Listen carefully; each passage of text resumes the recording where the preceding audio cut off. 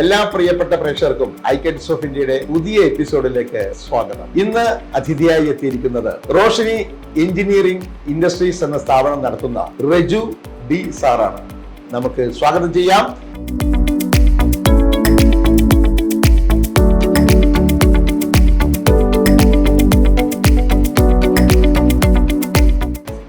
അപ്പോൾ ആദ്യം നമുക്ക് നമ്മുടെ സ്ഥാപനത്തിന്റെ വിശേഷങ്ങൾ തന്നെ പങ്കുവെക്കാം. എൻ്റെ ഇൻഡസ്ട്രി ഞാൻ സ്റ്റാർട്ട് ചെയ്തത് 2002 ഫെബ്രുവരി ആണ്. 2002 ഫെബ്രുവരി. അപ്പൊ ഏകദേശം 22 വർഷത്തോളമായി ഈ സ്ഥാപനം തുടങ്ങിയത്. അതെ അതെ. ഓക്കെ. അവിടുന്ന് ചെറിയ ഒരു ഇൻഡസ്ട്രി ആയിട്ട് സ്റ്റാർട്ട് ചെയ്തു. പിന്നെ വീണ്ടും ഒരിടത്ത് മാറി ഇത്തിരൂടെ ഡെവലപ്പ് ചെയ്തു. അപ്പോൾ പേര് ഇതൊക്കെ തന്നെ. ഹൈദരാബാദിൽ ചെല്ലപ്പള്ളി എന്ന് പറയുന്ന സ്ഥലത്ത് ഒരു first unit, second unit, 2 unit ഓടിക്കൊണ്ടിരിക്കുന്നു. Product borewell and mining equipments manufacturing ആണ്. ഓൾ ഇന്ത്യ സർവീസ് ഉണ്ട്, ഓൾ ഇന്ത്യ കസ്റ്റമേഴ്സ് ഉണ്ട്. റോഷിനി എഞ്ചിനീയറിംഗ് ഇൻഡസ്ട്രീസിന്റെ തീർച്ചയായിട്ടും ഈ പ്രോഡക്റ്റ് വാങ്ങാൻ ഇന്ത്യയിൽ എല്ലായിടത്തും ആളുകളുണ്ട്. തീർച്ചയായിട്ടും. ഇന്ത്യയുടെ വെളിയിലേക്ക് ഡയറക്റ്റ് ചെയ്യുന്നില്ല, നമ്മുടെ കയ്യിൽ നിന്ന് വാങ്ങിയിട്ട് അവർ ചെയ്യുന്നുണ്ട്. മറ്റുള്ളവർ നമ്മുടെ കയ്യിൽ നിന്ന് വാങ്ങിയിട്ട് ചെയ്യുന്നു, ഇന്ത്യക്ക് വെളിയിലേക്ക് കൊണ്ടുപോകുന്നുണ്ട് അല്ലേ? നമ്മുടെ എത്ര തൊഴിലാളികളുണ്ട്? ഏകദേശം 30 പേര് സ്റ്റാഫ് ഉണ്ട്. എന്റെ മകൻ എന്റെ കൂടെ ഉണ്ട് ഇപ്പം. ഓക്കെ. കാരണം ഇത്തിരി ഏജ് ആയതുകൊണ്ട് ഇത്തിരി സപ്പോർട്ടിന് പുള്ളി അച്ഛനെ സഹായിക്കാൻ വേണ്ടി മകനെ കൂടി കൂട്ടിയിരിക്കും. അതെ അതെ. പുള്ളി ഒരുപാട് പഠിച്ചു. അത് കഴിഞ്ഞിട്ട് LLB ഇപ്പൊ പഠിച്ചുകൊണ്ടിരിക്കുന്നു. PG കഴിഞ്ഞു. എഞ്ചിനീയറിംഗ് ഗ്രാജുവേറ്റ് ആണ്. MBA ആണ്. പിന്നെ ഇപ്പൊ അച്ഛനെ സഹായിച്ചുകൊണ്ടിരിക്കും. അതെ. ഇവിടുത്തെ മറ്റുള്ള തൊഴിലാളികളുടെ വിശേഷങ്ങൾ? ഹൈദരാബാദീസ് ഉണ്ട്, UP-കാരുണ്ട്, ബീഹാറീസ് ഉണ്ട്. അപ്പൊ അവർക്കൊക്കെ എങ്ങനെയാണ് duty time? Duty time 8 hours duty. പിന്നെ വർക്കിംഗ് അനുസരിച്ച് ഓവർ ടൈം കൊടുക്കുന്നുണ്ട്. അവരൊക്കെ സാറ്റിസ്ഫൈഡ് ആണ്. അതെ. ഇവിടുത്തെ തൊഴിലാളികളൊക്കെ എങ്ങനെയാണ് സഹകരണം? നല്ല കോപ്പറേറ്റീവ് ആണ്. ഇല്ലെങ്കിൽ നമുക്ക് ചെയ്യാൻ പറ്റത്തില്ല. അവരാണല്ലോ നമുക്ക് അതെ. എന്തൊക്കെ ആനുകൂല്യങ്ങൾ നമ്മൾ കൊടുക്കുന്നുണ്ട്? നമ്മൾ ESI കൊടുക്കുന്നുണ്ട്, PF കൊടുക്കുന്നുണ്ട്. പിന്നെ എന്തെങ്കിലും അവർക്ക് എന്തെങ്കിലും സപ്പോർട്ടിങ് കൊടുക്കാനുണ്ടെങ്കിൽ സപ്പോർട്ടിങ് നമ്മൾ കൊടുക്കും. എന്തെങ്കിലും ഫൈനാൻഷ്യൽ എന്തെങ്കിലും പ്രോബ്ലംസ് ഉണ്ടെങ്കിൽ അവർക്ക് സാധാരണഗതിയിൽ നമുക്ക് പറ്റുന്ന കാര്യങ്ങളെല്ലാം ചെയ്തു കൊടുക്കുന്നു.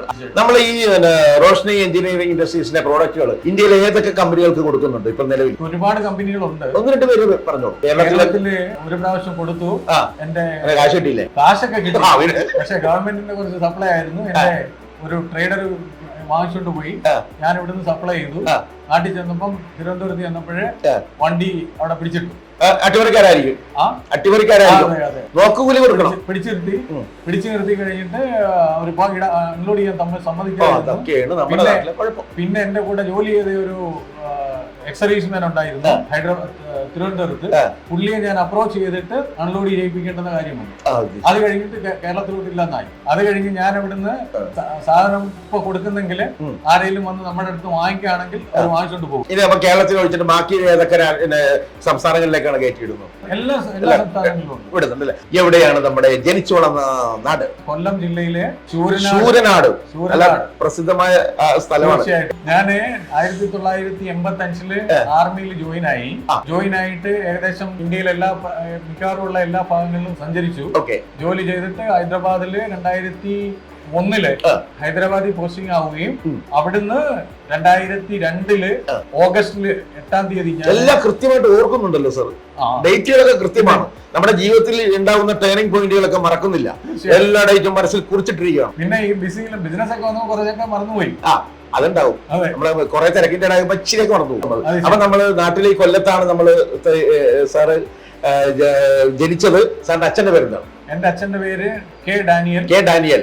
എനിക്ക് ഭയങ്കര സപ്പോർട്ടായിരുന്നു. ഈ വർഷം ഫെബ്രുവരി 27-ാം തീയതി മരിച്ചുപോയി. അദ്ദേഹം സ്വർഗത്തിൽ ഇരുന്നുകൊണ്ട് മകന്റെ വിശേഷങ്ങൾ കേൾക്കുന്നുണ്ടായി. കേൾക്കട്ടെ. അപ്പൊ അമ്മയുടെ പേര് റാഹേൽ അമ്മ. അച്ഛൻ എന്തായിരുന്നു ജോലി? അച്ഛന് ചെറിയ ബിസിനസ് ഒക്കെ ആയിരുന്നു. എന്ത് ബിസിനസ് ആയിരുന്നു? ചെറിയ പലർക്ക് കട ഒക്കെയുള്ള കാര്യങ്ങളൊക്കെ. സഹോദരങ്ങൾ ആരൊക്കെയാണ്? സഹോദരങ്ങള് 2 പെങ്ങന്മാരുണ്ട്. സഹോദരന്മാരോ? സഹോദരൻ അനിയന്റെ പേര് മാത്യു ഡാനിയൽ. ഇപ്പൊ എന്ത് ചെയ്യുന്നു അദ്ദേഹം? അദ്ദേഹം ഇപ്പോഴ് ബാങ്കിലാണ് ജോലി ചെയ്യുന്നത്. സഹോദരിമാരുടെ പേര് പറഞ്ഞു? സഹോദരി സൂസമ്മ, സെക്കൻഡ് വന്ന് അനി. അവരൊക്കെ എന്ത് ചെയ്യുന്നു? അവരുടെ ഹസ്ബൻഡ് 2 പേരും സെൻട്രൽ ഗവൺമെന്റ് ജോലിക്കാരായിരുന്നു. 2 പേരും റിട്ടയർമെന്റ് ആയി. അപ്പൊ എന്തായാലും കൊച്ചുനാളിൽ വലിയ ബുദ്ധിമുട്ടുകളൊന്നും ഇല്ല, നമുക്ക് വലിയ കഷ്ടപ്പാടൊന്നും ഇല്ലാതെയാണ് ഞാൻ കഷ്ടപ്പെട്ടതാ. അയ്യോ, അപ്പൊ അച്ഛന് ഭയങ്കരമായിട്ട് ആലപ്പുഴയിൽ കൊണ്ടുവന്ന് വ്യവസായം നടത്തുന്ന സംഭവങ്ങളും കാര്യങ്ങളൊക്കെ? വ്യവസായം ഉണ്ട്. പക്ഷെ ഞാൻ പറഞ്ഞില്ലേ, അന്ന് വ്യവസായം ചെയ്യുന്ന സമയത്ത് അന്ന് അവർക്ക് ബെനിഫിറ്റ് ഇല്ല. അയ്യോ, നഷ്ടത്തിലായിരുന്നോ? എല്ലാം നമ്മുടെ കുരുമുളക് കാര്യങ്ങളൊക്കെയാ. ഇവിടുന്ന് ആലപ്പുഴ ചെല്ലുമ്പോഴത്തേക്ക് സാധനത്തിന് വിലയും കുറയും. കാരണം 2 ദിവസം എടുക്കുമല്ല, ഉന്തി മഴ ചെല്ലുമ്പോ വില കുറയും. നമ്മ അതിനേക്കാൾ കൂടുതൽ വിലക്ക് എടുത്തേക്കുന്നത്. അപ്പൊ നഷ്ടം. അപ്പൊ നഷ്ടത്തിൽ വന്നാൽ നഷ്ടത്തിലാവും. അപ്പൊ അങ്ങനത്തെ ചെറിയ കഷ്ടപ്പാട്. വിദ്യാഭ്യാസം എവിടെയായിരുന്നു? Government school LPS. എവിടെ? കൊല്ലം. ഇരവിച്ചിറ. അവിടെ എത്ര വരെ പഠിച്ചു? അവിടെ 5ാം ക്ലാസ് വരെ പഠിച്ചു. അത് കഴിഞ്ഞ് saint Thomas orthodox school 7ാം class വരെ പഠിച്ചു. 5 to 7. അത് കഴിഞ്ഞിട്ട് SNHS SPM സ്കൂള് പതാരം അവിടെ പഠിച്ചു. അപ്പൊ അവിടെയൊക്കെ പഠിച്ചു കിടന്നപ്പോൾ നമ്മുടെ സുഹൃത്തുക്കളായിട്ടുള്ള കൂട്ടുകാരുണ്ടാവുമല്ലോ, അവരെയൊക്കെ ഓർമ്മയുണ്ടോ? പിന്നെ ഞങ്ങള് മീറ്റിംഗ് നടത്തിയായിരുന്നു. നമ്മുടെ ഒത്തിയേരില്, മെയ് 1 പണ്ട് പഠിച്ചിരുന്ന ഇന്ന ബാച്ച് ഒത്തിയായിരുന്നു. എല്ലാവരും വെൽ സെറ്റിൽഡ് ആണ്. അവരെല്ലാരും കൂടി വന്ന് കാണും, ഒത്തിരി സന്തോഷം പങ്കെടുക്കുകയും ചെയ്യും. മെയ് 1 അത് ആഘോഷിച്ചു. അതൊക്കെ ഹാപ്പിയാണ്. അപ്പൊ 10ാം ക്ലാസ് വരെ പഠിത്തത്തിൽ എങ്ങനെ ഉണ്ടായിരുന്നു? കുഴപ്പമില്ലായിരുന്നു, ആവറേജ് ആയിരുന്നു. ശാസ്താംകോട്ട കോളേജിൽ പഠിച്ചു. അതും ആവറേജ് ആണ്. ഇന്റർമീഡിയറ്റ് അന്ന് PDC ആയിരുന്നു. സെക്കൻഡ് ഇയർ ഒരു സബ്ജക്ട് കിട്ടിയില്ലായിരുന്നു. അതേതാണ് കിട്ടാത്ത സബ്ജക്ട്? ഇംഗ്ലീഷ്. അത് കിട്ടൂല. അതൊക്കെ എനിക്ക് ഒട്ടും കിട്ടാത്ത കേസ് കിട്ടണം. എന്നിട്ട് PDC കഴിഞ്ഞിട്ട് അതിനുശേഷം PDC കഴിഞ്ഞിട്ട് നേരെ തോറ്റുപോയല്ലോ. തോറ്റുപോയപ്പോഴത്തേക്ക് എനിക്ക് ആർമി പോകണമെന്ന് ആഗ്രഹമായിരുന്നു. രാജ്യത്തിന് വേണ്ടി നമുക്ക് എന്തെങ്കിലും ചെയ്യണം. അന്ന് പെട്ടെന്ന് ജോലി കിട്ടാൻ പറ്റുന്ന സംഭവം അതേ ഉള്ളൂ. അതെ. തോറ്റവർക്ക് ഏവർക്കും സ്വാഗതം ആർമിയിലേക്ക്. അന്നത്തെ ആർമിയിൽ ചേരാനുള്ള യോഗ്യത എന്തൊക്കെയായിരുന്നു? ക്വാളിഫിക്കേഷൻ? അന്ന് 10th മതി. പിന്നെ നമ്മൾ അത്ലറ്റിക്കിൽ കുറച്ച് പ്രഗത്ഭനായിരിക്കണം. ഓട്ടം, ചാട്ടം നന്നായിട്ട് ഓടുവായിരുന്നു. അന്ന് സ്കൂളിലും ഓടുകയൊക്കെ. അച്ഛൻ തല്ലാൻ പിടിക്കുമ്പോഴാണോ ഓടിക്കൊണ്ട് തുടങ്ങിയത്? തുടങ്ങുമ്പോഴേ ഓടാൻ പോകുമ്പോഴും വഴക്ക് പറയും. ഓക്കെ. അപ്പൊ PDC തിരിച്ചു വരാം. PDC കഴിഞ്ഞിട്ട് എന്തായിരുന്നു? PDC കഴിഞ്ഞിട്ട് എനിക്ക് ആർമിയിൽ പോകണമെന്നുള്ള ആഗ്രഹം വന്നു. എനിക്ക് എന്റെ അമ്മാച്ചന്റെ ഒരു മകൻ പിന്നെ ആർമിയിലുണ്ടായിരുന്നു. ഓക്കെ. അദ്ദേഹത്തിന് ഒരു ക്ഷണം കിട്ടി. എന്നെ കൊണ്ടുപോയി. ഞാൻ വീട്ടുകാരൊക്കെ സപ്പോർട്ടായിരുന്നു? വീട്ടുകാർ സപ്പോർട്ട്. ഓക്കെ. സപ്പോർട്ടായിരുന്നു. എന്നെ കൊണ്ടുപോയി ലക്നൌവിൽ ചെന്നു. ആദ്യം ഒരു റിക്രൂട്ട്മെന്റ് നടത്തി. എനിക്ക് സെറ്റായില്ല. സെക്കൻഡ് ടൈമില് അന്ന് എനിക്ക് 16 വയസ്സ് 3 മാസം ആയിട്ടില്ല. അപ്പോഴാണ് ഈ 16ാമത്തെ വയസ്സിലാണ് രാജ്യത്തിന് 16 വയസ്സ് 3 മാസത്തിലാണ് ഞാൻ കേറുന്നത്. തീർച്ചയായിട്ടും. അടുത്ത പ്രാവശ്യം ഓട്ടം കിട്ടി. ഓട്ടത്തില് ഫസ്റ്റില് ഒരു പ്രാവശ്യം തോറ്റപ്പോ നമ്മള് പൂർവാധികം ശക്തിയായിട്ടോടി. ഫസ്റ്റിൽ വന്നോണ്ട് ആർക്കും എന്നെ കട്ട് ചെയ്യാൻ പറ്റും. പിന്നെ എക്സാം ഉണ്ടായിരുന്നു. എക്സാമിലും ഫസ്റ്റ് സെക്കൻഡിലും ഉണ്ട്. അപ്പൊ അതിലും നമ്മൾ കയറി. കേറി. എവിടെയായിരുന്നു ഫസ്റ്റ് ഡ്യൂട്ടി? നമുക്ക് ലക്നൌവിൽ ട്രെയിനിങ് നമുക്ക് ഭയങ്കര ബുദ്ധിമുട്ടാണ്. ഫസ്റ്റ് പോസ്റ്റിംഗ് എനിക്ക് ഷിംല. നല്ല സ്ഥലമാണ് ഷിംല. സുഖവാസ കേന്ദ്രം. 4 വർഷം ചെയ്തു. നല്ല മഞ്ഞല്ലേ ഇവിടെ? അടിപൊളി. ആദ്യമായിട്ട് രാജ്യത്തിന് നമ്മൾ സേവനം ചെയ്തതിന് രാജ്യം തന്ന ശമ്പളം എത്രയാണ്? 180 rupees. അതിനുശേഷം അവിടെ നിന്ന് അടുത്തത് എന്തായിരുന്നു? ആർമിയിൽ നിന്ന് റിട്ടയർ ആയി വന്നു. ഹൈദരാബാദ്. ആർമിയിൽ നിന്ന് റിട്ടയർഡ് ആയി വന്നു എന്ന് പറയുമ്പോൾ കുറെ 10 വർഷത്തെ എത്ര 10 വർഷത്തെ സേവനം? ഇല്ല, ഞാൻ 18 വർഷം. അല്ല, എത്ര വർഷം അവിടെ നിന്നു ആർമിയിൽ? 18 വർഷം. അപ്പൊ 28 16 ചെന്നു, 18 വർഷം അവിടെ നിന്നു. അപ്പൊ ഏകദേശം 32-33ാമത്തെ വർഷത്തിലാണ് 33 ഞാൻ റിട്ടയർ.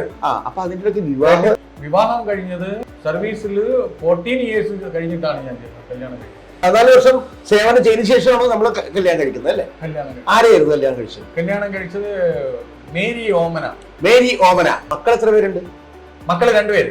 2 പേര് പേര് പറഞ്ഞോളൂ. റോഷൻ രജു, റോഷ്നി രജു. അതിനുശേഷം കല്യാണം കഴിച്ചതിന് ശേഷം ഹൈദരാബാദിലേക്ക് എങ്ങനെ വന്നു?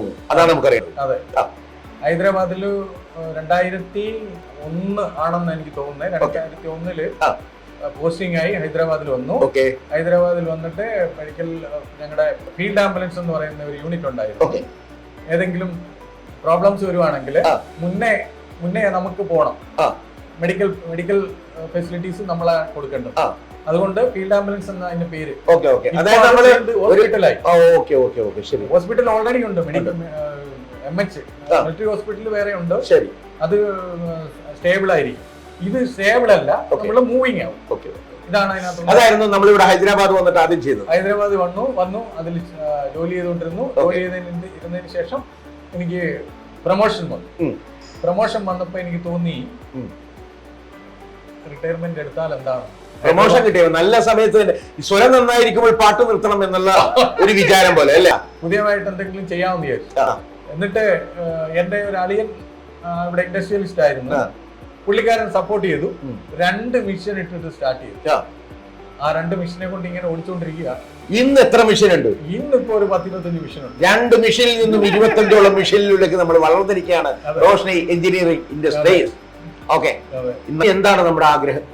ഈ റോഷ്നി എഞ്ചിനീയറിംഗ് ഇൻഡസ്ട്രീസിന്റെ ഭാവി എന്താണ് ഇനി നമ്മുടെ ആഗ്രഹം? അതെ, 25 മിഷനിൽ നിന്നും ഒരു 250 മിഷനിലേക്ക് തീർച്ചയായിട്ടും വരുത്തണം. അതാണ് നമ്മുടെ അല്ലേ?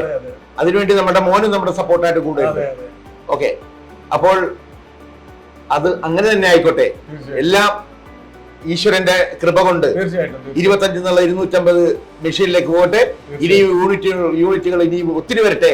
റോഷ്നി എഞ്ചിനീയറിംഗ് ഇൻഡസ്ട്രീസ് നാൾക്കുനാൾ മേലോട്ട് ഉയരട്ടെ എന്ന് ഐക്കൺസ് ഓഫ് ഇന്ത്യ ആശംസിക്കുന്നു. Thank you sir, thank you so much.